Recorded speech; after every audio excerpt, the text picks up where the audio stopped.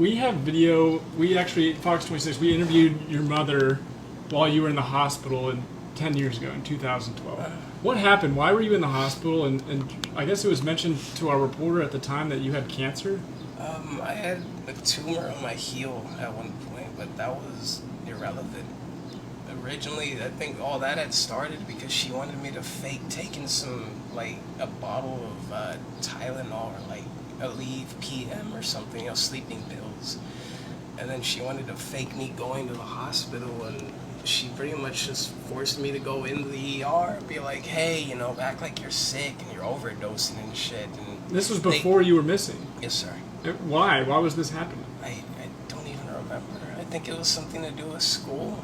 I was depressed and I was cutting my wrists when I was, getting sad. I didn't have an idea how to, understand my emotions. It was after my brother passed away. I didn't know how to deal with pain and depression, so I would just literally just rip a fucking Coke can open and just run it on my wrist like a fucking cheese grater just to feel something. Your brother was a big part of your life, the one who passed away. Yeah. Talk to us about that, and was that a major part in this, how you were feeling with depending on your mom? Yes, ma'am. He would take care of me, he would take me to and from school, he would pick me up, he would get me McDonald's, he just say little jokes and stuff, and after he had passed away, I just wasn't able to love myself or anything anymore. I wasn't able to have somebody like a father figure. He was my brother, but I never had a dad. I only had stepdads. I didn't know how to grow up. I didn't know what I was doing as I was growing up. I didn't understand how to take care of myself, how to wash myself, how to make doctor's appointments, how to do anything, because I never had a chance. What would you have to say to police that say, well, he was an adult? What do you mean? It seems like in this case, you didn't have the support there that you needed, and police seem so focused on your age that you were 17, which is an adult in Texas. But can you talk about the fact that, yes, you were an adult, but the mindset that you've been in? Yeah, it was just like a constant brainwashing, like a Stockholm type of syndrome where it's just, you just fall in love with your captive and just want to take care of them, do this and that, it would just constantly just be me trying to help and just take care of my mom, do whatever she needs because I cared about her and she's the only person I had. Did your mom, over this last 8 years, did she say anything or is there anything that sticks out in your mind that bothers you or that you remember conversations with her that just, I don't know, I used to have to sleep in her bed sometimes. I don't remember why, just next to her. It wouldn't be anything sexual or anything like that. I wouldn't lie about that because there's plenty of people that need honest truths when it comes to those things. That just muddies the water to lie about those type of things.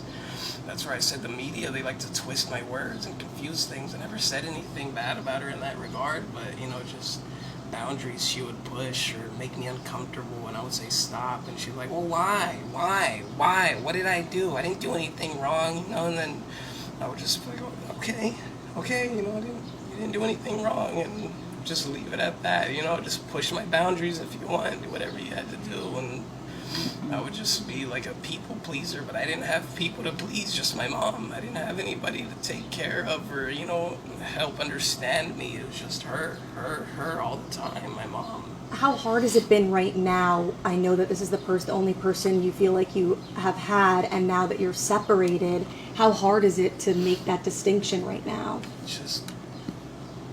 Do you want to talk to her? No, not really. I don't want any contact with her at all. I just want to live my life away from her. She can do whatever she wants. I don't care. I just want to live my life. I want to have a family, a job, a car, just a house. I just want to live my life. I just want to be happy. I don't want to keep going back to those negative thoughts she always has on me. I'm so tired of them. I'm so tired of those thoughts.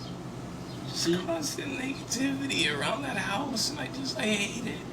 Seems like every time she comes around me, it just fuels negativity into me, like she's just downloading it into my brain over and over, and I don't like it.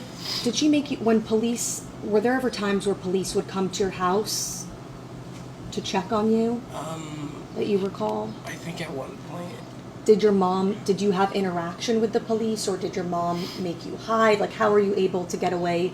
I know police mentioned some fake names. Did you actually speak to the police ever? like once or twice, maybe once when I was driving my mom's car and they pulled us over because, she wasn't feeling good. She had took some pain medicine after a surgery and, she was struggling to drive. So like, just get in the passenger seat. I'll take you home. It's not too far, And, yeah, they pulled me over for something like that, but I don't remember what name I gave them. She told me, just say something else, say a different name because they don't, they're going to arrest you. I'm just like, why can't I just tell them my name, What was it like? I mean, 8 years without seeing some of your closest family members. And every time they'd come over, what would you have to do? Hide. If my uncles or my aunts came to visit my mom or my family would come to visit my grandma, that's the main reason they would go over there to see my grandma. And I would just have to listen to my family be happy and cheerful on the other side of a fucking door, and I'm just like, I want my families, I just want people, I just want communication. I just want people to understand that we need to start talking more and just stop, like... Did you want to just end it right there and go out and tell them that you're here and you're okay? I just want them to know that I wanted to scream for them, but at the same time I just couldn't because the only person I was able to trust was my mom. She told me so many things about my other family that I didn't know. I wasn't able to verify. Was your grandma living with you at one point? Yes, ma'am. And you had and she tried to tell people that you were there? Yes, ma'am.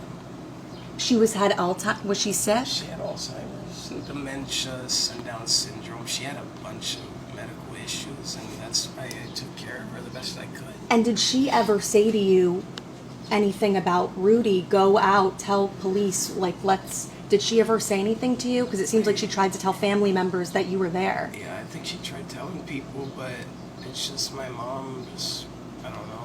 I'm honestly not sure about that one. Do you feel like your mom held you captive? Is that how you would... Pretty much. I mean, in a sense, just not in a physical, restraints or anything, but mentally she held me against my will. It's just, I wanted to just come out and say stuff and be honest, and every time I would try to, she would just either be, no, don't do it, or, all right, go do it. Why do you think she did that? I don't know. It's because maybe a lot of both of our problems stemmed from my brother passing away. My brother passed away, and ever since then, he was like our glue. He was like the father figure. He's a provider. He took care of the family. Me and my mom. And then when I couldn't take care of my mom anymore, I had to take care of my grandma, and it was difficult. Especially at the end.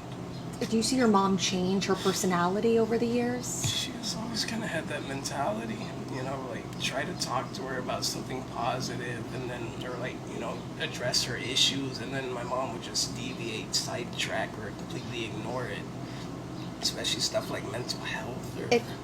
This is your chance, finally. We've heard from family members, we've heard from police. It's finally your chance to tell your story. Is there anything that you want people to know about what happened to you? I wanted to live my life, and just something inside of my brain kept going back to her. She was my life support in a sense. I needed her, or at least she made me feel that way. She never gave me the confidence or the guidance or the teaching that I needed.